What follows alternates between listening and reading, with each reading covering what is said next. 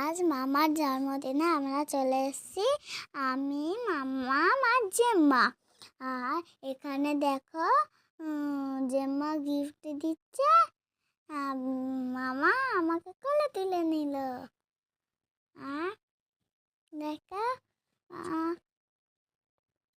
খুব মজাও করেছি আমরা। তারপরে দেখো যে মামা আমাকে গিফট দিচ্ছে। মামা বলছে যে এইসবের আবার কি দরকার ছিল। মামা বলছে আরে না না, অত রাগ করলে হবে না তো। মামার বলে কথা, আমিও মামাকে গিফটটা দিয়ে দিলাম। তারপরে কত দিদি দাদা এসছে।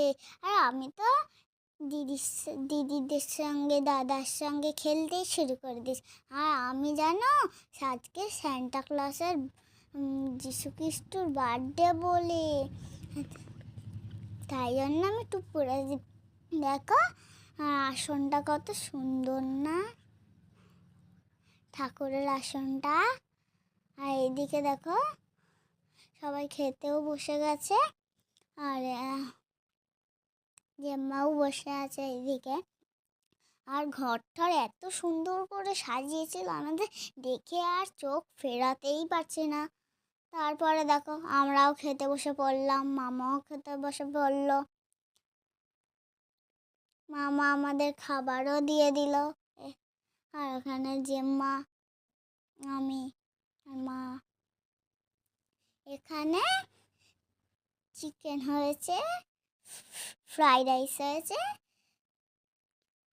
চাটনি, পাঁপড়, মিষ্টি আর পায়েস।